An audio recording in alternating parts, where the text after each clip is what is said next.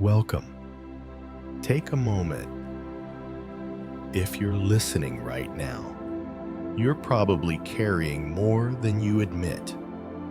There's a quiet point in the day, sometimes late at night, sometimes in the car after work, when the noise drops. No emails, no voices, just you. And that's when it shows up. That tight pressure in your chest. The sense that you're responsible for everything. Outcomes, people's moods, problems that don't belong to you, but somehow ended up on your back anyway. You don't call it stress. You call it being dependable, being prepared, being a man who handles things. But here's the uncomfortable thought most people avoid. A lot of what's draining you was never yours to carry. No one taught you where your responsibility ends. No one showed you how to put weight down without quitting on life. So you keep holding it, even when it's costing you sleep, clarity, peace. There is an older way of seeing this. Quiet, unimpressive on the surface, but solid enough to stand on when everything feels heavy. This isn't about giving up. It's about learning where your strength actually belongs. And once you see that clearly, something begins to loosen. Something loosens just slightly when you realize that weight didn't appear by accident. You were taught early on that control meant safety, that if you stayed ahead of things, life couldn't catch you off guard. So you learned to plan, to anticipate, to manage what might happen before it had a chance to hurt you. It showed up quietly. In school, when being prepared was praised. At work, when responsibility was rewarded. At home, when keeping it together made you the reliable one. Over time, that lesson settled deep. Control became a habit, and the habit felt like strength.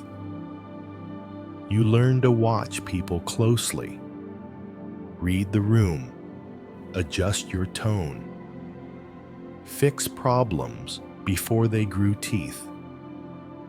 You learned to believe that if something went wrong, it meant you missed something, that you should have seen it coming. And when life didn't cooperate, you didn't question the rule. You doubled down. You stayed tense because tension felt responsible. You worried because worry felt like effort. You replayed conversations because maybe there was something you could have said differently. Something that would have kept things steady. No one ever pulled you aside and said there's a line here and you're crossing it. Because from the outside it looked like competence. From the inside it felt like pressure. There's a moment many people recognize, even if they don't name it.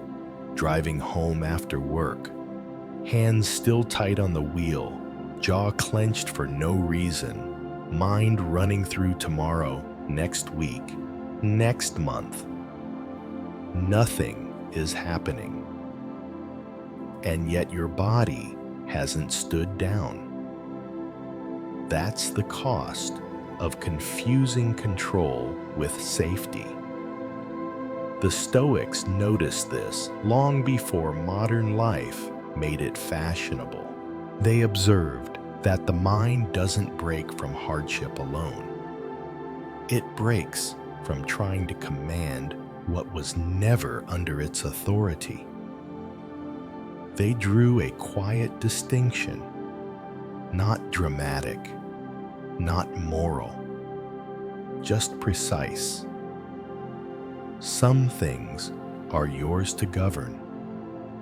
Your judgments, your choices, your actions in the moment, and some things are not. Other people's reactions, outcomes, timing, the way events unfold once they leave your hands. The problem begins when those categories blur. When you start treating other people's moods as assignments. When you take responsibility for results you can influence but never guarantee. When your sense of safety depends on variables that refuse to stay still. That's when control stops protecting you and starts draining you. Not because you're weak, but because you're using strength in the wrong place. Control was never meant to be a shield against life. It was meant to be a tool used sparingly where it actually works. The Stoic insight isn't harsh, it's clarifying. You don't need to grip the entire world to stand upright inside it.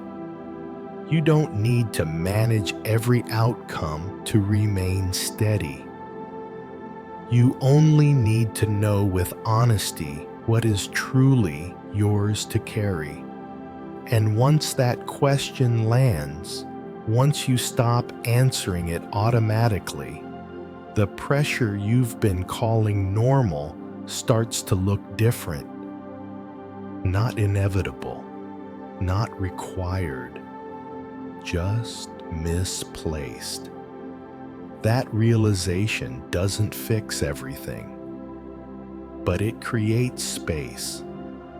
And in that space, something important becomes possible. That space doesn't stay empty for long. When pressure has been carried for years, the body doesn't know how to relax, just because the mind notices it. The habit remains. The grip stays tight, even when nothing is happening. You see it in small moments. Reaching for your phone the second it buzzes. Reading an email twice searching for a hidden tone.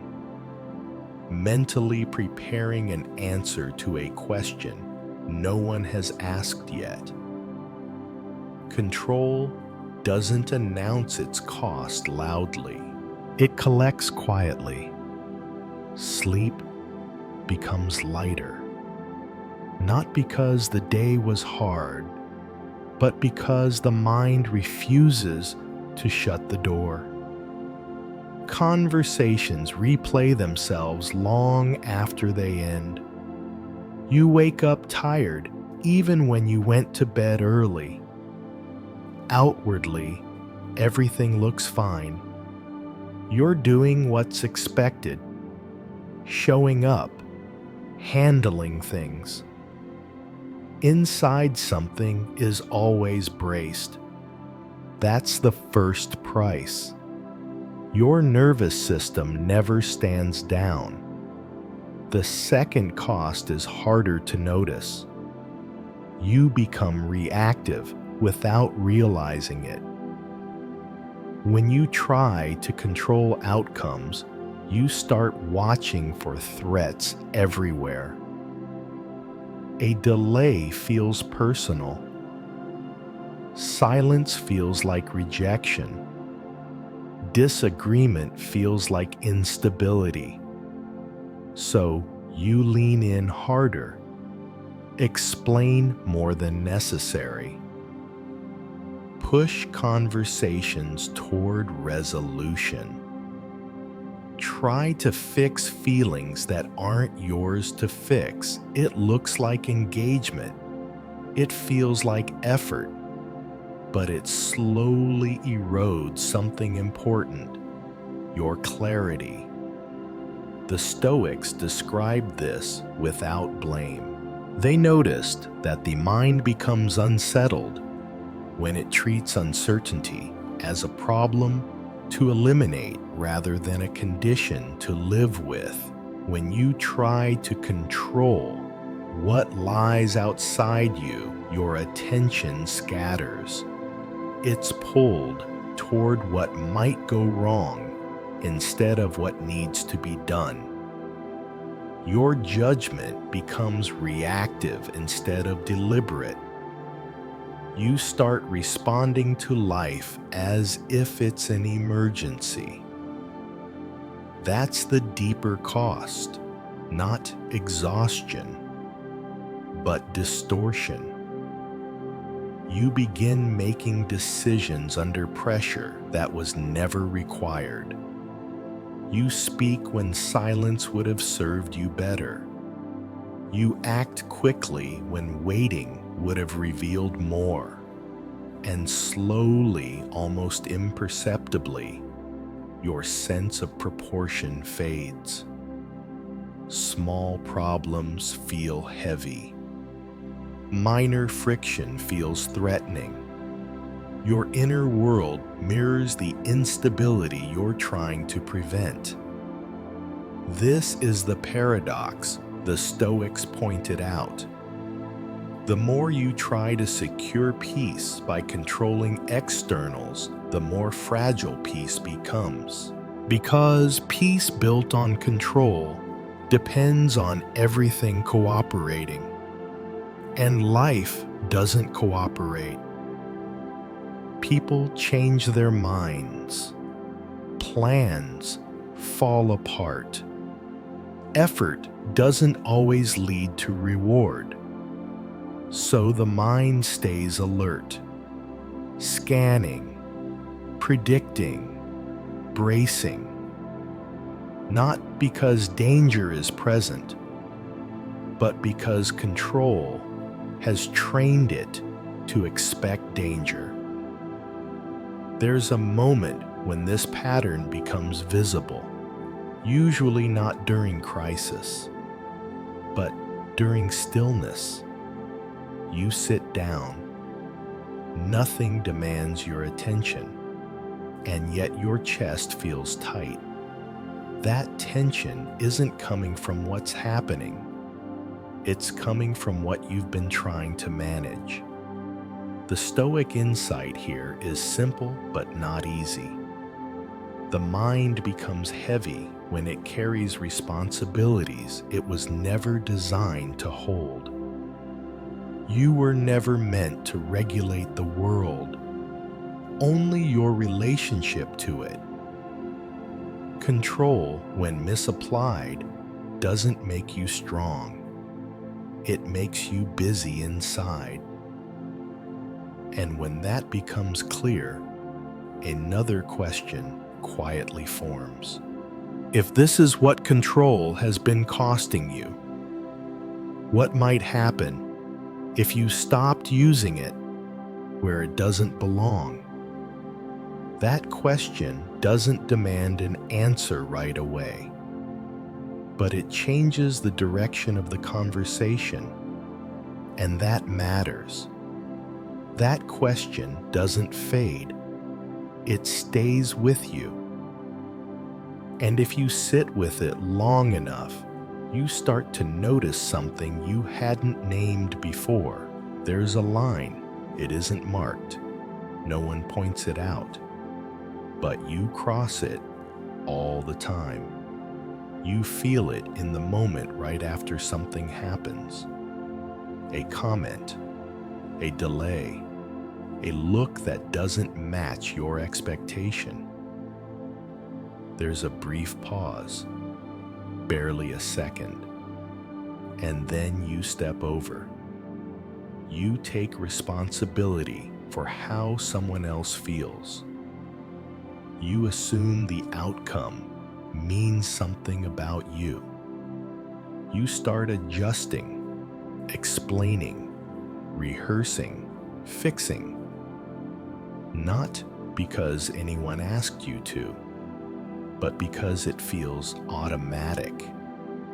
That's the line. On one side of it are things that belong to you. Your judgment of what just happened. Your choice about how to respond. Your decision about what matters and what doesn't. On the other side are things that never were. Other people's opinions, their reactions, the way events unfold after they leave your hands. Most of the strain you feel doesn't come from the event itself. It comes from crossing that boundary and trying to manage what's on the other side. The Stoics were blunt about this, but not cruel. They weren't telling people to stop caring. They were pointing out where caring turns into self-betrayal. Epictetus put it simply, some things are up to you, some things are not, and confusing the two is where unnecessary suffering begins. That distinction isn't philosophical, it's practical. When you cross that line, your peace becomes conditional. If the meeting goes well, you're fine. If it doesn't, you're not. If someone responds the way you hoped, you relax. If they don't, you tighten. Your inner state starts taking orders from the outside world. And the outside world is unreliable. People act from their own history, their own stress, their own blind spots. Events unfold according to timing and forces you never see. No amount of vigilance changes that. Yet the untrained mind keeps leaning forward as if effort alone could bend reality into something safer. That's not strength. It's misplaced loyalty. You're being loyal to outcomes you don't command, to reactions you can't control, to futures that haven't asked for your input. The Stoic move isn't to harden yourself. It's to step back to your side of the line, to ask quietly and honestly, what here is actually mine?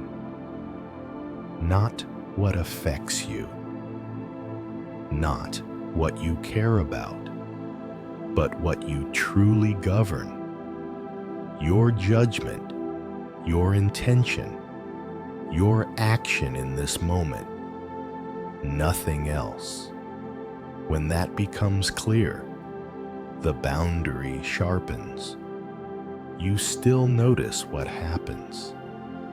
You still engage. But you stop crossing over mentally. You stop treating other people's moods as assignments. You stop measuring your worth by outcomes that depend on chance. You stop arguing with reality after it's already spoken. This doesn't make life predictable. It makes you steadier. The line doesn't protect you from disappointment. It protects you from unnecessary inner collapse.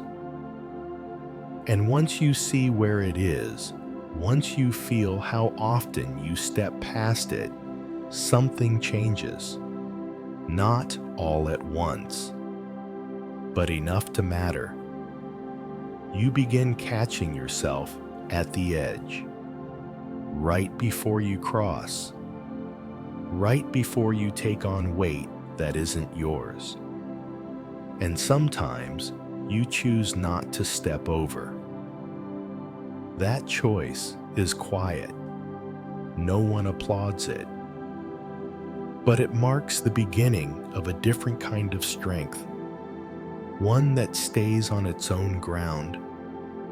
Sometimes the line becomes visible in a single moment, not during a crisis, not when everything is falling apart, but in an ordinary situation where you would normally react without thinking.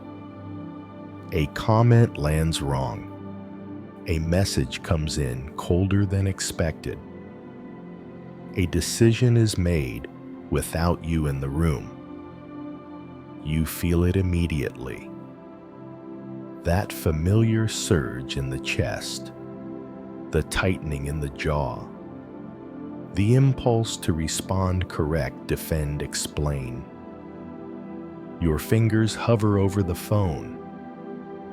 Your mind is already drafting the reply. This time, something is different. You notice the urge instead of obeying it. You sit still for a second longer than usual. You let the heat rise without giving it a voice. You feel the pull to restore balance, to set things straight, to make sure you're understood, and you don't move. It's uncomfortable, not dramatic, just unfamiliar. Your body expects action. Your mind expects relief through response. But nothing happens. The world doesn't end. No one collapses. Nothing explodes because you stayed quiet. That's when you realize something important. You didn't lose control. You kept it. Most reactions don't come from strength. They come from urgency, from the belief that if you don't respond immediately, something bad will settle in. The Stoics understood this pressure well. They observed that the mind confuses impulse with necessity. It treats the first feeling as a command instead of a signal. Anger says, "Speak now." Fear says, "Fix this." Anxiety says, "Don't let this sit." But feelings were never meant to lead. They were meant to inform. When you don't react right away, you create a pause. And in that pause, the situation changes shape. You see that the comment didn't actually require a defense, that the silence wasn't an insult, that the outcome didn't need your immediate intervention. What felt urgent was simply unfamiliar. The Stoic discipline here is subtle. It isn't about suppressing emotion or pretending you don't feel anything. You feel it fully. You just don't let it decide for you. Marcus Aurelius reminded himself that you always have the option not to add judgment to what appears. The event arrives, the sensation follows, and then there's a choice. Most people skip that last step. They merge the feeling with the action and call it honesty. But what they're really doing is handing over authority. Choosing not to react is not weakness. It's restraint. It's recognizing that dignity isn't loud. It doesn't rush to explain itself. It doesn't need to prove it was right. In American culture, restraint is often misunderstood. Silence gets mistaken for passivity. Calm gets mistaken for indifference. But there's another reading. The man who doesn't react immediately isn't disengaged. He's grounded. He's deciding whether this moment deserves his energy, whether the response would clarify or just discharge tension.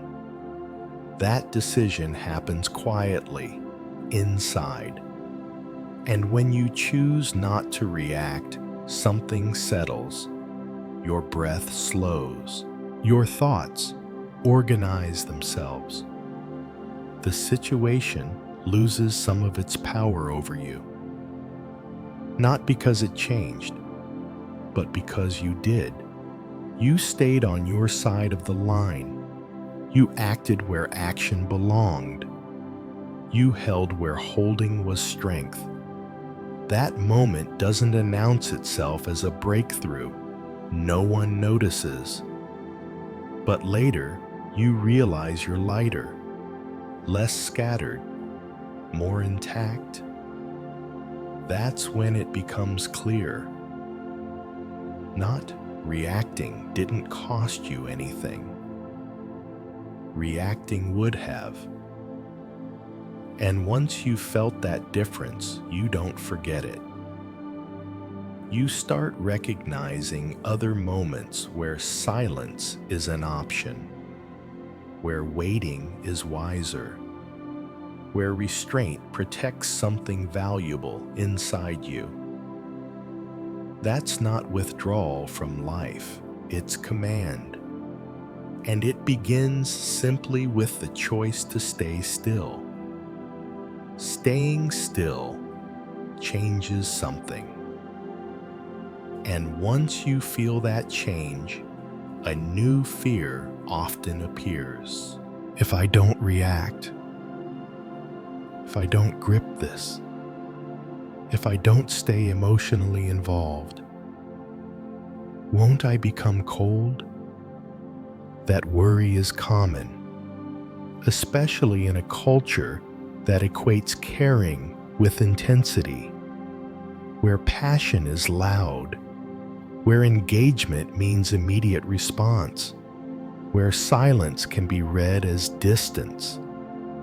So when people hear the word detachment, they imagine absence, a numb face, a shut-down heart, someone who stopped feeling because feeling hurt too much. That's not what's happening here. Detachment isn't emotional death. It's emotional order. Think about how emotions usually move through you. Something happens. A remark. A change of plans. A look that lingers too long or not long enough. Before you've had time to notice it, your body reacts. Chest tightens, breath shortens, thoughts speed up. You're no longer observing the emotion. You're inside it. Anger becomes your voice. Fear becomes your logic. Disappointment becomes your identity for the next few hours. That's not feeling deeply. That's being carried. The Stoics never asked people to stop feeling. They asked them to stop surrendering authority to the first sensation that appeared. They noticed something simple and often overlooked. Emotions are movements. They rise, they peak, they pass. Suffering begins when you fuse your sense of self to that movement. When you say, "This anger is me. This fear is who I am right now. This sadness defines this moment." Detachment restores a boundary. You still feel the wave, You just don't let it decide where you steer. Marcus Aurelius wrote to himself about this constantly, not to become distant, but to remain present without being dragged. An event arrives. Your body reacts. And then there is a choice about what comes next. Most people skip that choice. They confuse intensity with honesty.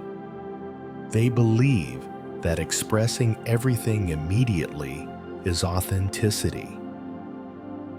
But authenticity without restraint becomes volatility. Detachment introduces space, not distance from life, distance from compulsion. You feel anger, but you don't speak from it. You feel fear, but you don't obey it. You feel sadness, but you don't build a story around it that says something is wrong with you. That space doesn't make you less human. It makes you steadier. In American life, this matters more than we admit. Workplaces reward composure under pressure. Families rely on the person who doesn't escalate. Communities trust those who don't swing emotionally with every development. Detachment is what allows that steadiness. It's the difference between caring and clinging, between involvement and entanglement. A detached person still shows up. They still listen. They still commit effort and attention. What they no longer do is outsource their inner balance. They don't require agreement to stay calm. They don't need reassurance to remain grounded. They don't fall apart when emotions pass through them. This is not withdrawal, it's containment. Think of it like holding a heavy object correctly. You don't drop it. You don't crush it. You hold it where your strength is aligned. Detachment aligns your emotional strength. And once you understand this, the fear fades. You realize you haven't lost feeling. You've gained authorship. You're no longer ruled by every internal shift. You're in relationship with it. That's not emotional death. That's emotional sovereignty. And it changes how you move through everything that comes next. That sense of authorship doesn't arrive all at once. It shows up in a narrow space most people never notice. A pause. It's brief, almost nothing. But it changes the direction of everything that follows. You feel it when something hits you unexpectedly. A sharp email, a meeting that turns sideways, a comment that lands heavier than it should. The body reacts first. That hasn't changed. Heart rate up, breath shallow. A surge of words forming before you've decided what you actually think. For years, that surge ran the show. Feeling became action. Action became consequence. The pause interrupts that chain. It doesn't look impressive. You don't close your eyes. You don't withdraw from the room. You just don't move right away. You stay where you are. You notice the urge without feeding it. You let the sensation pass through your body without turning it into a verdict or a plan. This is where most people get it wrong. They think the pause is about calming down. It's not. It's about regaining jurisdiction. The Stoics understood that events don't have access to your behavior unless you grant it. They arrive, they register, but the meaning you attach to them is still negotiable. The pause is where that negotiation happens. In that space, you start asking better questions. Not, how do I fix this? But what is actually required of me right now? Often, the answer is less than you think. Sometimes it's silence. Sometimes it's waiting for more information. Sometimes it's choosing not to add heat to a situation that will cool on its own. Marcus Aurelius trained himself to return to this pause constantly, not because he lived a quiet life, but because he didn't. Pressure, responsibility, constant scrutiny. He knew that the fastest way to lose authority was to react before thinking. So he practiced slowing the moment down, even when everything around him demanded speed. That discipline matters in American life. We're taught to respond quickly, to stay engaged, to prove we're on top of things. But speed without clarity creates messes you spend years cleaning up. The pause protects you from that. It keeps you from saying something that feels good for 10 seconds and costs you 10 days. It keeps you from making a decision while your nervous system is still braced for impact. And here's the part most people miss. The pause isn't passive, it's active restraint. You're doing something by not reacting. You're choosing where your energy goes. You're deciding whether this moment earns a response or simply passes through. That decision strengthens something internal. Each time you pause, you teach your mind that it doesn't have to obey every signal. You show yourself that discomfort doesn't require immediate discharge. You build trust in your ability to remain intact while things are unresolved. That trust changes how you experience pressure.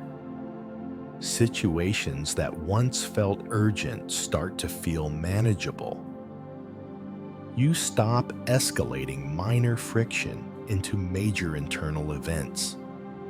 You regain a sense of proportion. Not because life got easier, but because you stopped meeting it in a rush.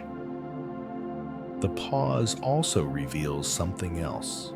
Most things don't need your immediate involvement. They resolve, they shift, they lose their edge when you don't feed them. And when action is truly required, the pause makes it cleaner. Your words land with intention. Your choices come from clarity instead of relief-seeking.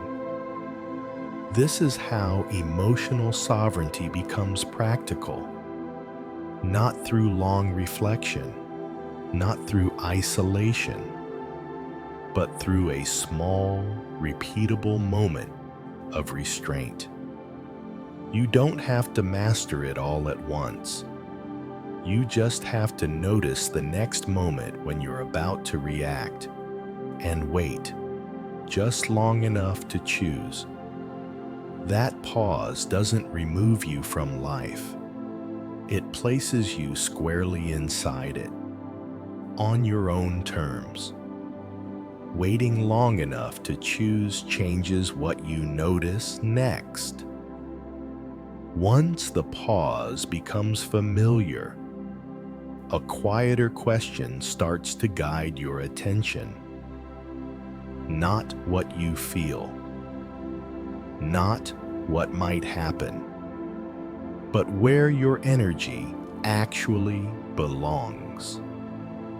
For a long time, energy went wherever pressure pointed, toward other people's reactions, toward outcomes still forming, toward problems that felt urgent simply because they were loud. You didn't decide this consciously. It happened by habit. Energy leaked into conversations that went nowhere, into explanations no one asked for, into worrying about how things might land instead of what needed to be done. By the end of the day, you were spent, not from action, from dispersion. The Stoics approached this differently.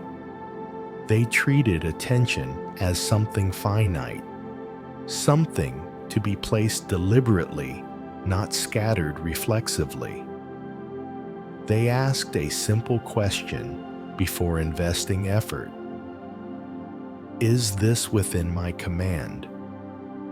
If it was, they acted fully. If it wasn't, they didn't waste themselves on it. That clarity doesn't arrive as a rule. It arrives through small decisions.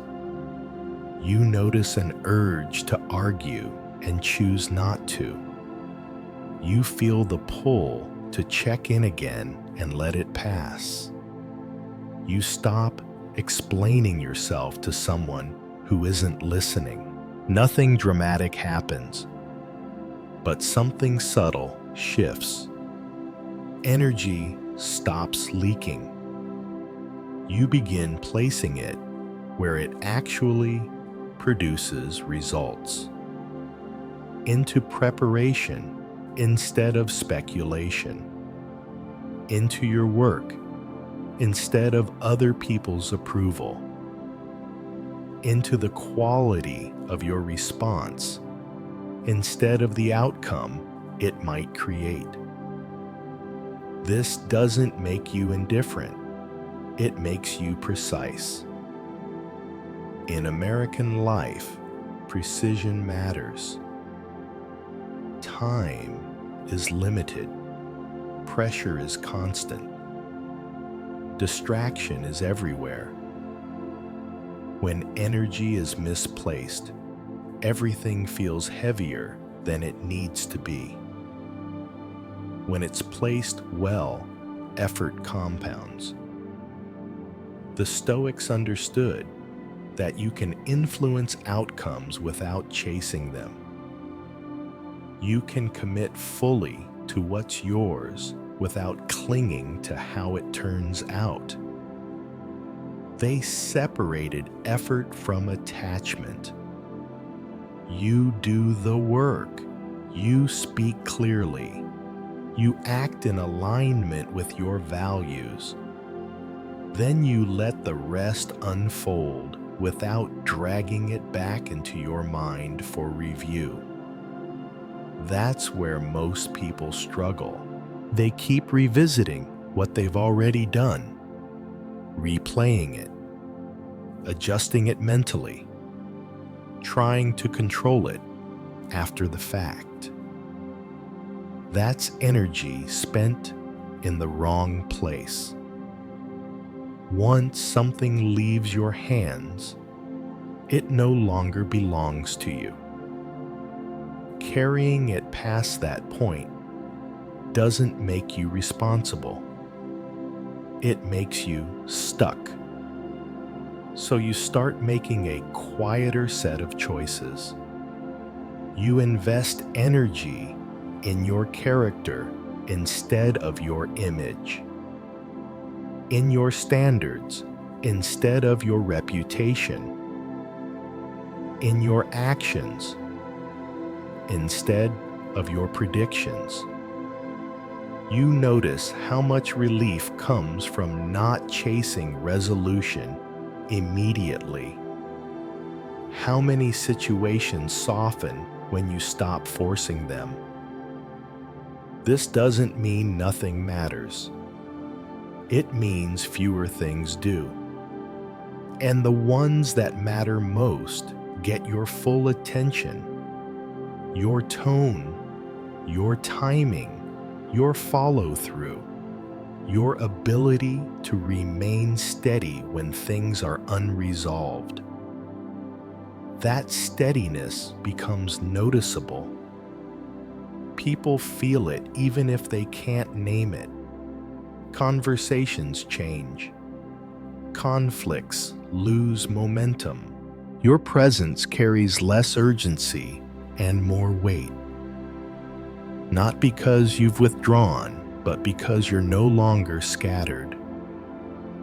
The Stoic discipline here isn't about saying no to life. It's about saying no to waste. Waste of thought.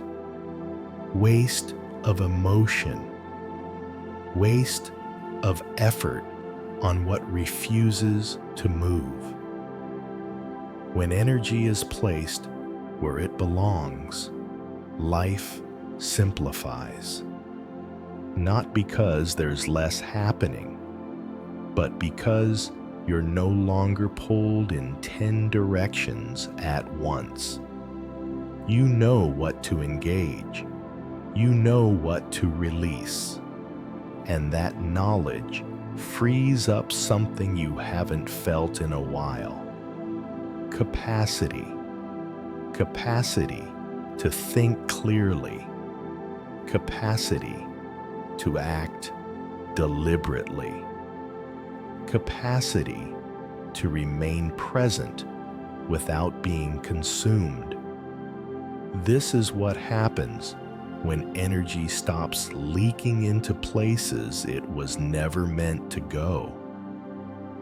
You don't become passive. You become effective, quietly.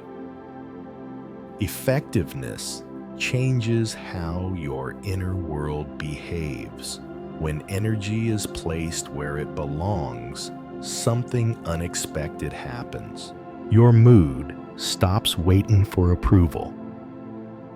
For a long time, emotions took their cues from the outside. A good response lifted you. Silence unsettled you. A small win steadied the day. A minor setback pulled it off course. You didn't call this dependence. You called it being human, being responsive, being engaged. But slowly, almost without noticing, your inner state learned to wait for permission. If things went well, you relaxed. If they didn't, you tightened. If people responded the way you hoped, you felt secure. If they didn't, something inside you went quiet or sharp. That kind of regulation feels normal because it's common, but it's fragile. The Stoics paid close attention to this pattern. They noticed that when mood depends on circumstance, stability becomes accidental. You're calm when conditions allow it, restless when they don't. Emotional independence begins when that arrangement changes. Not because emotions disappear, but because authority returns inward. You start to notice moments that would have shifted your mood before. A comment that once lingered now passes. A delay that once irritated you barely registers.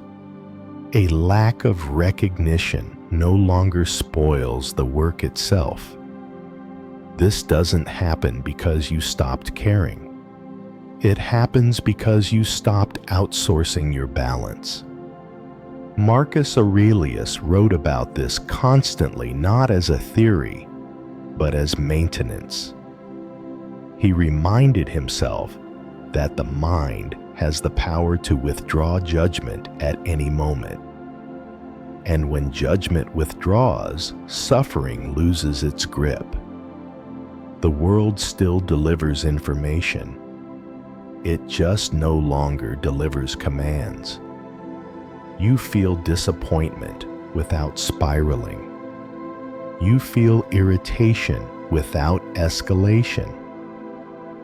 You feel uncertainty without panic. Your mood becomes less reactive, not because life improved, but because you stopped negotiating with it. In American culture, this shift is often misunderstood. Independence is praised externally, but emotional independence rarely is. People are encouraged to stand on their own financially, professionally, physically, but internally, dependence on validation is quietly normalized. When your mood stops asking for permission, that changes. You don't need reassurance to stay steady. You don't require consensus to trust your direction. You don't collapse when approval doesn't arrive on time. This steadiness doesn't make you distant. It makes you reliable. Others feel it, not because you announce it, but because you no longer react to every fluctuation. Conversations become cleaner. You listen without waiting to be affirmed. You speak without fishing for agreement. Conflict loses some of its charge. Not because it disappears, but because it can't pull you off center as easily. The Stoics understood that this kind of independence strengthens relationships rather than weakens them. When you don't need others to regulate you, you meet them more honestly. You choose rather than cling. You engage without bargaining. You give without keeping score. This is where calm stops being something you chase and starts being something you return to. Your mood becomes a signal, not a verdict. Information, not identity. You trust yourself to experience discomfort without needing to escape it immediately. You trust yourself to remain intact even when things feel unresolved. That trust builds quietly. Days don't feel lighter because nothing goes wrong. They feel lighter because fewer things own you. Your inner weather still changes, but it no longer dictates the route. This is what emotional independence looks like in practice, not emotional isolation, not detachment from life, but a grounded ability to remain yourself, regardless of how the moment behaves. When your mood stops asking for permission, you don't become untouchable. You become anchored, and from that anchor, everything else begins to steady itself. Anchored people move differently. You start to notice it in the men who don't rush to speak. They don't dominate the room. They don't rush to correct every misunderstanding. They don't tighten when attention shifts away from them. They listen. They pause. They choose their words carefully, or sometimes not at all. Nothing about them feels performative. In a culture that rewards volume, this can look invisible. But pay attention long enough and you see it. Quiet men aren't passive. They're selective. They don't prove their strength through reaction. They don't prove their worth through constant engagement. They don't prove their intelligence by winning every exchange. They already know where they stand. That confidence isn't loud. It doesn't announce itself. It shows up in how little they need to explain. When tension enters the room, they don't feed it. When challenged, they don't rush to defend their identity. When misunderstood, they don't scramble to fix the story. They let things sit. This isn't indifference, it's discipline. The Stoics admired this quality deeply, not because it looked impressive, but because it revealed inner order.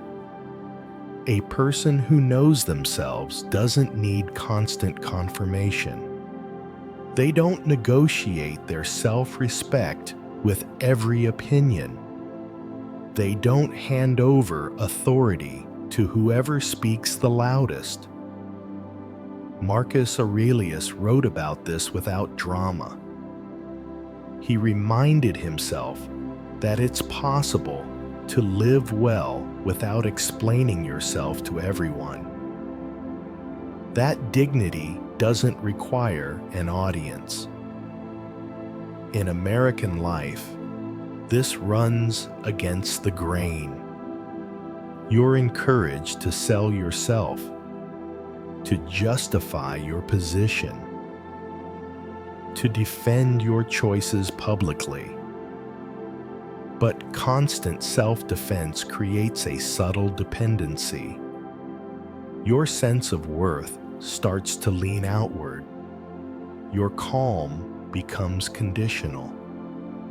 Quiet strength breaks that pattern. When you no longer need to prove anything, your reactions slow down. You stop correcting people who are committed to misunderstanding you. You stop chasing validation that never settles the question anyway.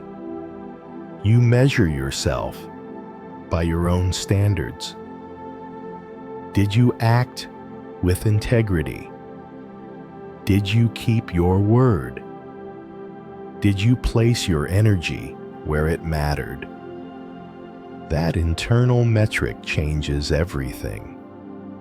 You become harder to provoke, not because you're numb, but because fewer things feel like threats. You don't take the bait. You don't perform outrage. You don't rush to be seen. And because of that, your presence carries weight. People sense it. They feel the difference between someone who reacts and someone who chooses. This kind of man doesn't need to dominate conversations to be heard. When he speaks, it's because there's something worth saying. When he's silent, it's because silence serves the moment better. That restraint creates space. Others slow down around it. Noise loses momentum. This isn't a strategy. It's a byproduct of inner alignment. You don't become quiet by forcing yourself to say less. You become quiet when you no longer need noise to stabilize you. And that quiet isn't empty. It's grounded. It allows you to stand comfortably in uncertainty, to let things unfold without interference, to trust that not every moment requires your input. Quiet men don't need to prove anything because they've already decided who they are. They know their values. They know their limits. They know where their responsibility ends. That knowledge frees them from performance.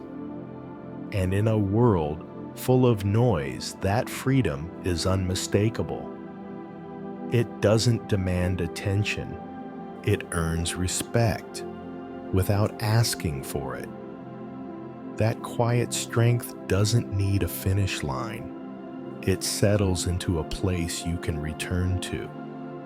You don't stand there because the world finally behaves.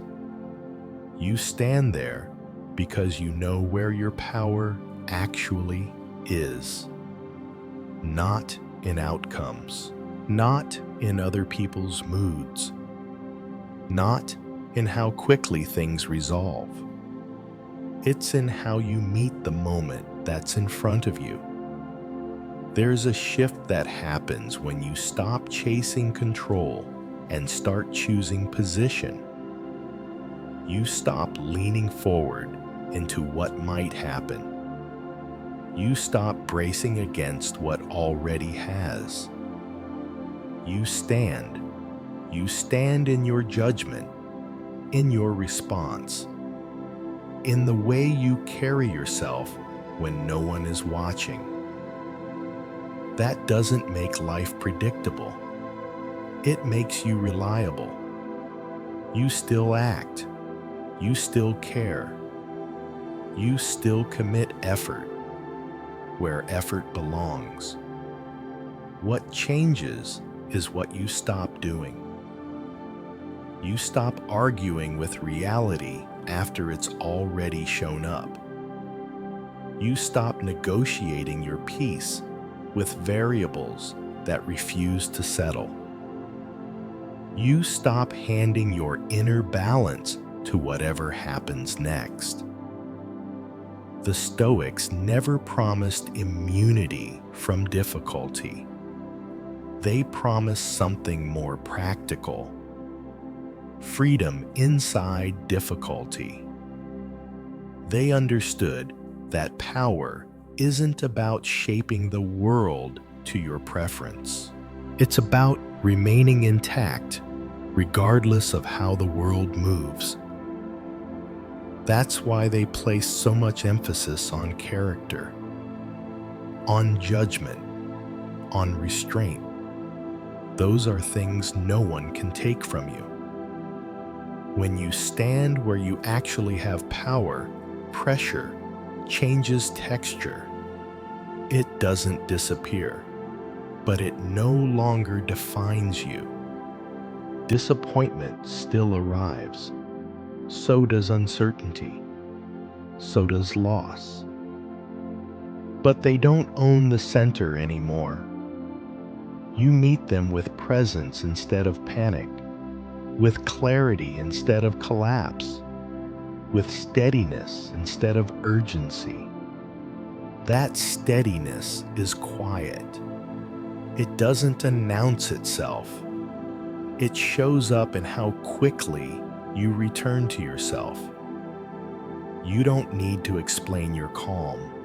You don't need to justify your pace.